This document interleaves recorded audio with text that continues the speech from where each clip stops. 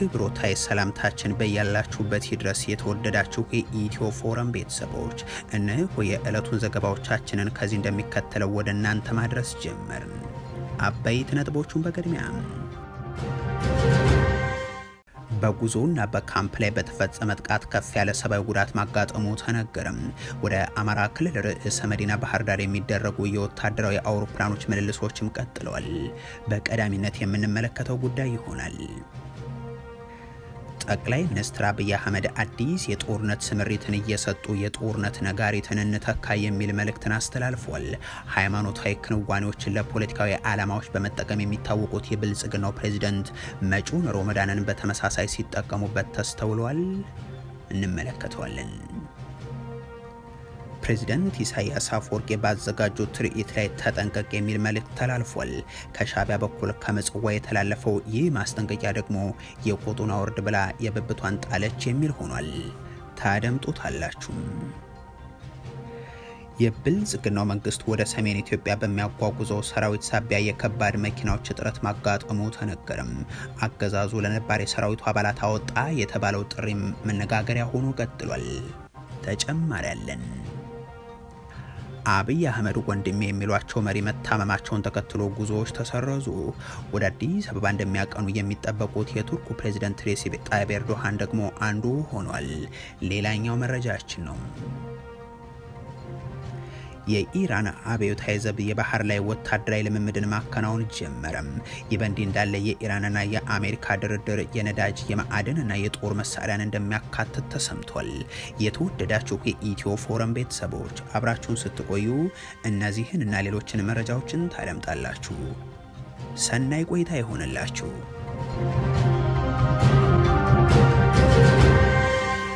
በጉዞና በካምፕ ላይ በተፈጸመ ጥቃት ከፍ ያለ ሰብአዊ ጉዳት ማጋጠሙ ተነገረም። ወደ አማራ ክልል ርዕሰ መዲና ባህር ዳር የሚደረጉ የወታደራዊ አውሮፕላኖች ምልልሶችም ቀጥሏል። አገዛዙ ሰራዊቱን ባስወጣባቸው የማዕከላዊ የክልሉ በተለይም ደግሞ የደቡብና የማዕከላዊ ጎንደር አካባቢዎች ከተደረጉ ውጊያዎችና ከተፈጸሙ ሰሞነኛ የድሮን ድብደባዎች ባሻገርም የብልጽግና መዋቅሮች መፈራረስ መነጋገሪያ የሆነ ጉዳይ ነው። አሁንም የመከላከያ ሰራዊቱ ከክልሉ አንዳንድ አካባቢዎች እየወጣ ወደ ኤርትራ ድንበር አካባቢ እንዲሰፍር ነው በሚል መጓዝ መቀጠሉ የተሰማ ሲሆን ባለፉት 2 ቀናትን በማዕከላዊ ጎንደር እንደ ሻውራና ደልጊ ካሉ አካባቢዎች ሰራዊቱ ሲወጣ መታየቱ ተሰምቷል። ነገር ግን በዚሁ ቀጠና በጉዞ ላይ የነበረን በተለያዩ ተሽከርካሪዎችም እየተንቀሳቀሰ የነበረ የመንግስት ኃይል ላይ ድንገተኛ ጥቃት ተከፍቶ ከፍተኛ የተባለ ሰብአዊ ጉዳት ማጋጠሙም ታውቋል። ይህ ጥቃት የደረሰው ጫንድባ ተብሎ በሚጠራ አካባቢ ስለመሆኑም ነው የተመላከተው። የፋኖ ኃይሎች በዚህ አካባቢ የከፈቱትን ጥቃት ተከትሎ በርካታ ወታደራዊ ቁሳቁስ መቃጠሉንና በመቶዎች የሚቆጠሩ የመንግስት ኃይሎች ላይ የሞትና የአካል ጉዳት ማጋጠሙን ይገልጻሉ። ከፋኖ ኃይሎች በኩልም ሰብአዊ ጉዳት ማጋጠሙ ሲሰማ ታድሎ በሚል የሚታወቁ አንድ የአካባቢው የፋኖ አመራር መገደላቸውን አሳውቋል። በዚሁ ቀጠናም ቆላ ድባ አቅራቢያ በክልሉ የጸጥታ ኃይሎች ካምፕ ላይ የተፈጸመው ጥቃት፣ በጎጃም ቀጠና ፍኖተ ሰላም አቅራቢያ ማክሰኝ ተብሎ በሚጠራው አካባቢ የተከፈተው ተኩስ፣ በምስራቅ ጎጃም ዞን ደብረ ማርቆስ ከተማም በሚንቀሳቀሱ የመንግስት የጸጥታ ኃይሎች ላይ የተፈጸመው የቦምብ ጥቃት፣ እንደዚሁም በሰሜን ወሎ ዞን አይና ቡግና ወረዳ ለሰዓታት የተደረገው ጠንካራ ውጊያ በክልሉ የቀጠለው ጦርነት ዕለታዊ ማሳያዎችም ናቸው። ሀገሩን የጦረኞችና የጦርነት ያደረገው ይህ አገዛዝ የአርሶ አደሩን ቀዬ እንዲህ የውጊያ ቀጠና አድርጎ ኤርፖርቶችን ደግሞ የጦር መሳሪያ ማራገፊያ እንዲሆኑ አስገድዷቸዋል። የተባበሩት አረብ ኤሚሬቶች የ4 ኪሎ ቅርንጫፍ ሚናው ላይ የሚገኘው የብልጽግናው አገዛዝ እንደ አሶሳ ያሉ ኤርፖርቶች ላይ የድሮን ማዕከል ከመገንባት ባሻገር የጦር መሳሪያ ማራገፊያ እንዳደረገው እንደ ሮይተርስ ያሉ የመገናኛ ብዙሃን የዘገቡት ነው። ቢሾፍቱ፣ ሀረር ሜዳ ገቢና ቦሌ ኤርፖርትን ጨምሮም በዋናነት መነሻቸው የተባበሩት አረብ ኤሚሬቶችን ያደረጉ ወታደራዊ በረራዎችም ደጋግመው ተመዝግቧል። ከነዚህ ኤርፖርቶች ውስጥ ደግሞ የአማራ ክልል ርዕሰ መዲና ባህር ዳር የሚገኘውም አንዱ ነው። ከትናንት በስቲያም ወደ ከተማ በተመሳሳይ መነሻውን የተባበሩት አረብ ኤሚሬቶች እንዳደረገ የተገመተው ወታደራዊ አውሮፕላን ጉዞ መደረጉን የሳተላይት ማስረጃዎችን ያጣቀሱ ዓለም አቀፍ ተቋማት ገልጿል። እነዚህ ወታደራዊ ምልልሶች ደግሞ ቤንሻንጉል ጉሙዝ ክልል ውስጥ ካምፕ የተዘጋጀለት የሱዳኑ አማጺ ኃይል አርኤስኤፍ የሚውል እንደሚሆን ይገመታል። ይህ በእንዲህ እንዳለ የብልጽግናው መንግስት ወደ ሰሜን ኢትዮጵያ በሚያጓጉዘው ሰራዊት ሳቢያ የከባድ መኪናዎች እጥረት ሪፖርት መደረጉ ተነገረም። አገዛዙ ለነባር ሰራዊቱ አባላት አወጣ የተባለው ጥሪ መነጋገሪያ ሆኗል።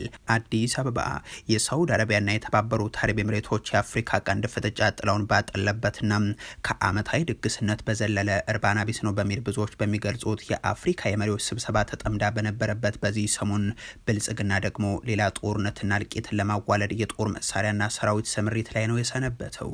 ይህ ሰራዊትን የማጓጓዝ ሂደቱ ደግሞ በኢትዮ ኤርትራ ድንበር ላይ እንዲሰፍር ሊደረግ ነው በሚል አንዳንድ የሰራዊቱ አዛዦች ስለመናገራቸው ተሰምቷል።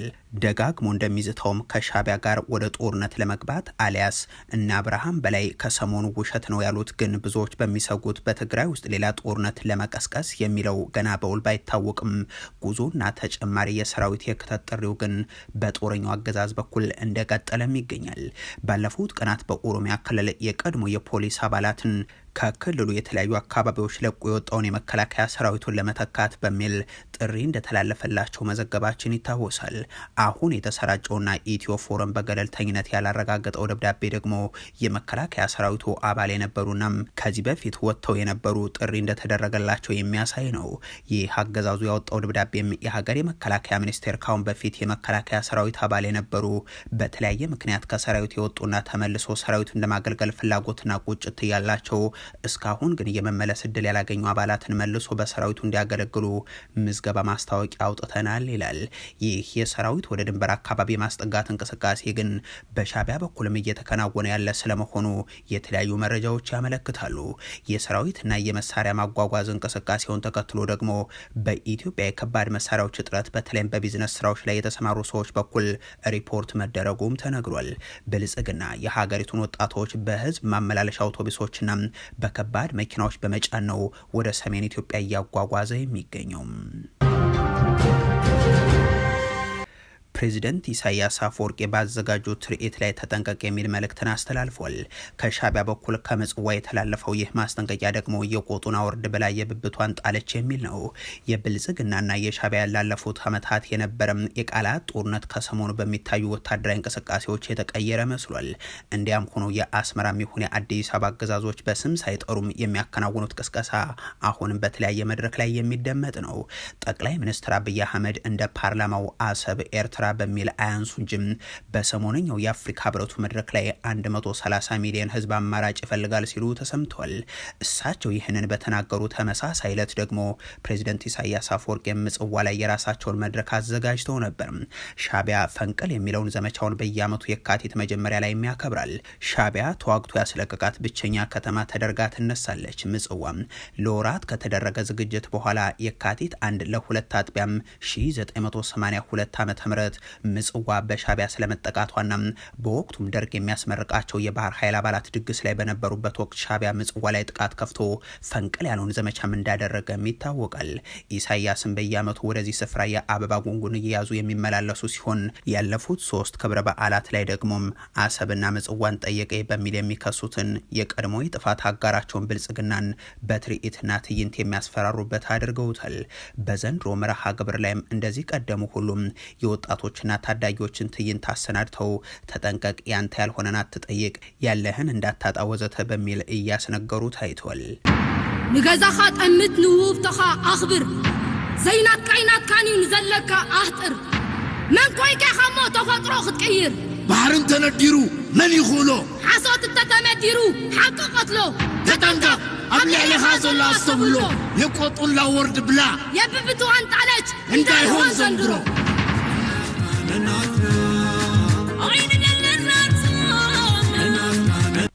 ይህ ኢሳያስና አንጋፋ ጀነራሎቻቸውን ሲያስፈነድቅ የሚሰማው መልእክት ወደ ቤት ተመልከት፣ የተሰጠህን አክብር፣ ያንተ ያልሆነ ያንተ አይደለም፣ ማን ሆነህ ነው ተፈጥሮን ለመቀየር የምትሞክረው?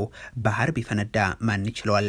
ውሸት ከፈነዳ ግን እውነት ይገለዋል። ተጠንቀቅ፣ የቆጡን አወርድ ብላ የብብቷን ጣለች እንዳይሆን ዘንድሮ የሚል ነው። ይህን ስለ ባህር እየተነሳ የቀረበውን ፉከራም ለአዲስ አበባ አስተዳደር የተላለፈ በሚል ለሻቢያ ቅርበት ያላቸው አካላት ሲገልጹ ተስተውሏል። ሻዕቢያ ተመሳሳዩ ነገር ባለፉት ዓመታትም እዚሁ ስፍራ ላይ ሲያደርግ ታይቷል። ታቻምና በዚህ ሰሞን በዚሁ ክብረ በዓል ላይ የአስመሩ አገዛዝ ሰዎች ወታደራዊ ልብስን ያለበሱትን ህፃን ስም ሳይጠራ ጠቅላይ ሚኒስትር አብይ ውሃ ሰማያዊ ነው ያሉትን ቃል ተውሶ አንድ እውቀት አጠር ጎረቤታችን ውሃ ሰማያዊ ነው አለቻሉ። የኛ ባህር ቀይ ነው፣ በደም የተገኘ ባህር ነው። ለሰላም እጅ ዘርግተን ፊት ብንሰጠው ቅንነታችንን በብልጥነት ወሰደው።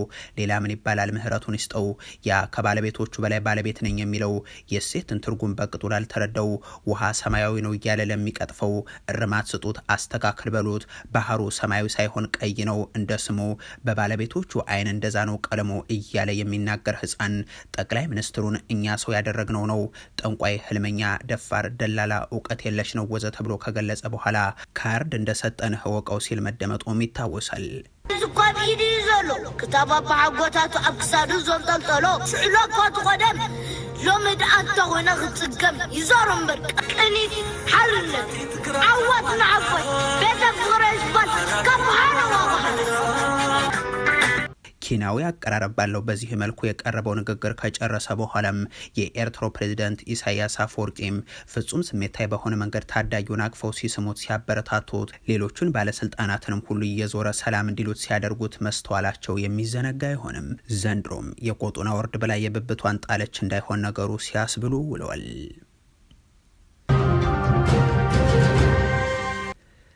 ጠቅላይ ሚኒስትር አብይ አህመድ አዲስ የጦርነት ስምሪትን እየሰጡ የጦርነት ነጋሪትን እንተካ የሚል መልእክት አስተላልፏል።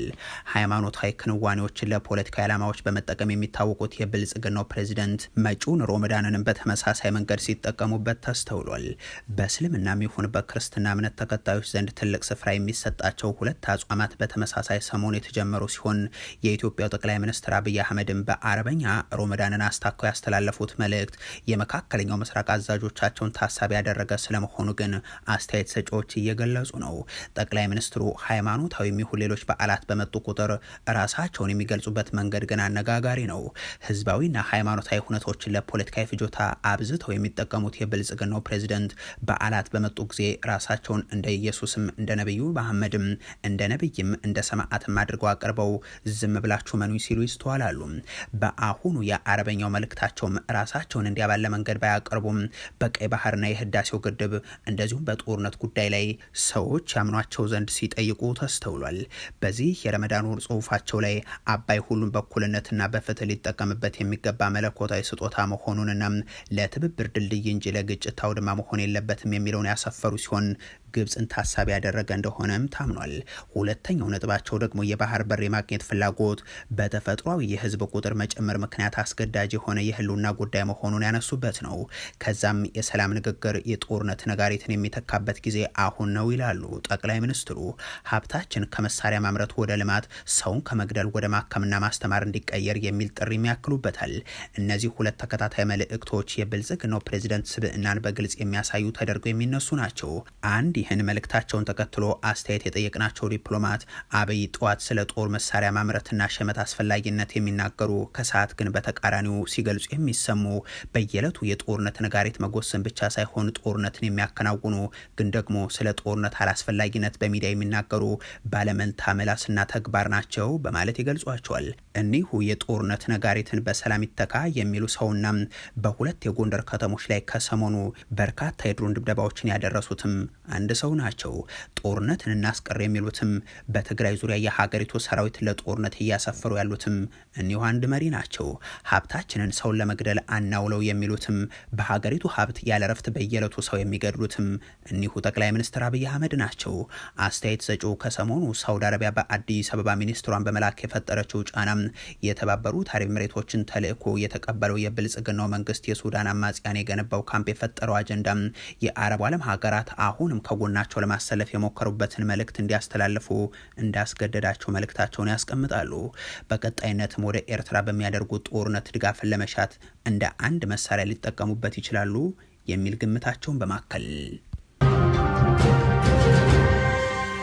አብይ አህመድ ወንድሜ የሚሏቸው መሪ መታመማቸውን ተከትሎ ጉዞዎች ተሰረዙ። ወደ አዲስ አበባ የሚያቀኑት የቱርኩ ፕሬዝደንት ሬሲፕ ጣይብ ኤርዶሃን ደግሞ አንዱ ናቸው። ወደ አቡዳቢ ለማቅናት ቀጠሮ ይዘው የነበሩት የሀገራት መሪዎችም ጉዟቸውን እየሰረዙ ነው። የግሪኩ ጠቅላይ ሚኒስትር ግሪያኮስ ነገ መሐመድ ቢን ዛይድን ለማግኘት የያዙትን ቀጠሮ ገፍተውታል። የቱርኩ ፕሬዝደንት ሬሲፕ ጣይብ ኤርዶሃንም ወደ ተባበሩት አረብ ኤሚሬቶች ሊያደርጉት የነበረውን ጉዞ አራዝመዋል። ፕሬዝደንቱ ጉብኝቱን ያራዘሙት ከተባበሩት አረብ ኤሚሬቶች ፕሬዝደንት ሼህ መሐመድ ቢን ዛይድ አልናህያ ጋር በስልክ ከተነጋገሩ በኋላ ነው። ኤርዶሃን በስልክ ንግግራቸው ፕሬዝዳንት መሐመድ ቢን ዛይድ በገጠማቸው የጤና እክል ምክንያት አምላክ ፈጣን ምህረትን ያድለው በማለት መልካም ምኞታቸውን ገልጸውላቸዋል ተብሏል። ኤርዶሃን ቢን ዛይድ በመታመማቸው ምክንያት ወደ አቡዳቢ ሊያደርጉት የነበረውን ጉብኝትም ነው ለማራዘም የወሰኑት። የቱርክ ባለስልጣናት እንደገለጹት ከሆነ የቢን ዛይድ ጤንነት ሲሻሻል ጉብኝቱ ለሁለቱም ወገኖች አመቹ በሆነ ጊዜ ይካሄዳል ይላሉ። በርካታ ምንጮች ደግሞ የቢን ዛይድ የጤና ሁኔታም አስጊ ነው ሲሉ እየገለጹ ናቸው። ኤርዶሃን ቢን ዛይድን ወንድሜ ወደሚሏቸው አብይ አህመድ ግን ጉዟቸውን እንደሚያደርጉ ይጠበቃሉ። ድሮንን በካሽ ገንዘብ ጭምር እያጓጓዙ ከአማቻቸው ባይራክታር ኩባንያ እየሸመቱ በገዛ ህዝባቸውም ላይም እያርከፈከፉ ትርፋማ ያደረጓቸው አብይ አህመድን አግኝተው የቱርክን ድሮን በአመዛኙ ጥቅም ላይ ስለሚውልበት የአፍሪካ ቀንድ ጦርነት ለመምከርም ወደ አዲስ አበባ መዳረሻቸውን ያደርጋሉ ተብሎም ይታሰባል። ኤርዶሃን በሱዳን የእርስ በርስ ጦርነት እንደዚሁም ሶማሊያን በሚመለከቱ ጉዳዮች ላይም ንግግር እንደሚኖር ይጠበቃል ብለዋል የመገናኛ ብዙሃን። የብልጽግናው አገዛዝ ኢትዮጵያውያንን እንኳን ደስ አላችሁ በሚል በሶማሌላንድ የወደብ ባለቤት አደረኳችሁ ሲል የገለጸው የሶማሌላንዱን እውቅናን ያሰጣል የተባለውን የአዲስ አበባና የሀርጌሳውን ስምምነት መፈረም ተከትሎ በሶማሊያና ኢትዮጵያ መካከል ተፈጥሮ የነበረው ውጥረት መፍትሄ ያገኝ ዘንድ ቱርክ አሸማጋይ እንደነበረች ይታወቃል። አምና ጠቅላይ ሚኒስትር አብይ አህመድና የሶማሊያው ፕሬዚደንት ሐሰን ሼህ መሐመድ ወደ ቱርክ አቅንተው ስምምነት መፈራረማቸውም ይታወሳል። ያ ስምምነት የት እንደደረሰ ሳይታወቅ ኤርዶሃን ያቀዱት ጉብኝትም እየተራዘመም እዚህ ደርሷል። አሁን ወደ አዲስ አበባ ያደርጉታል የተባለው ጉዞም በኢትዮጵያ ድርድሮች የተጠናቀቁባቸው ናቸው የተባሉ ግን በዝርዝር ያልተጠቀሱ ልዩ ልዩ ስምምነቶችና ሰነዶችም ይፈረሙበታል ተብሎ እንደሚጠበቅም ተጠቅሷል። የኢራን አብዮታዊ ዘብ በሀገሪቱ ላይ ሊቃጣ የሚችል ወታደራዊ ጥቃትን ለመከላከል ያለውን ዝግጁነት ለመፈተሽ ቁልፍ በሆነው የሆርሙዝ ሰርጥ ልምምድ ማድረግ መጀመሩን ይፋ አደረገ። ይህ ወታደራዊ ልምምድ መካሄድ የጀመረው በአሜሪካና በኢራን መካከል ሁለተኛው ዙር ድርድር ጄኔቫ ስዊዘርላንድ ውስጥ ሊካሄድ በተቃረበበትና አሜሪካ በኢራን አቅራቢያ ግዙፍ ወታደራዊ መርከቦቿን እያጠናከረች ባለችበት ጊዜ ነው። ለድርድር ወደ ጄኔቫ ያመሩት የኢራን የውጭ ጉዳይ ሚኒስትር አባስ አራግቺም ኢራን ለማስፈራሪያ እንደማትበረከክ በመግለጽ ትክክለኛ ፍትሐዊና ሚዛናዊ ስምምነትን እንደሚጠብቁ ተናግሯል። የእስራኤሉ ጠቅላይ ሚኒስትር ቤንያሚን ኔታንያሁ ኢራን እስካሁን ያዳበረችውን ለኒውክሌር ጦር መሳሪያ ሊውሉ የሚችሉ የዩራኒየም ውጤቶችና የማብለያ ማዕከሎቷን በሙሉ ማስወገድ እንዳለባት አስጠንቅቋል። ይህ በእንዲህ እንዳለ የኢራንና የአሜሪካ ድርድር የነዳጅ የማዕድንና የጦር መሳሪያዎችን እንደሚያካትት ተገልጿል። ኢራን ከአሜሪካ ጋር የኒውክሌር ስምምነት ላይ በመድረስ ሁለቱንም ሀገራት በምጣኔ ሀብት ተጠቃሚ የሚያደርግ መንገድን የመከተል እቅድ እንዳላትም አንድ ኢራናዊ ዲፕሎማት መናገራቸውን ሮይተርስ ዘግቧል። ከዚህ ቀደም የተደረገው ውይይት ሁለቱ ባላንጣ ሀገራት በቴህራን የኒውክሌር መርሃ ግብር ላይ ያላቸውን ልዩነት ለማጥበብና ጦርነት ለማስወገድ የሞከሩበት እንደነበር ተዘግቧል። የአሜሪካ ባለስልጣናት እንደሚናገሩት አሜሪካ ሁለተኛውን ግዙፍ የጦር መርከብ ወደ ቀጠናው ያስጠጋች ሲሆን ሀገራቱ ስምምነት ላይ የማይደርሱ ከሆነም ወታደራዊ እርምጃ ሊወሰድም ይችላል። የተወደዳችሁ የኢትዮ ፎረም ቤተሰቦች ለዛሬ ያሉን መረጃዎች ይህንን ይመስሉ ነበር። አበቃን። ቸር ያሰማን።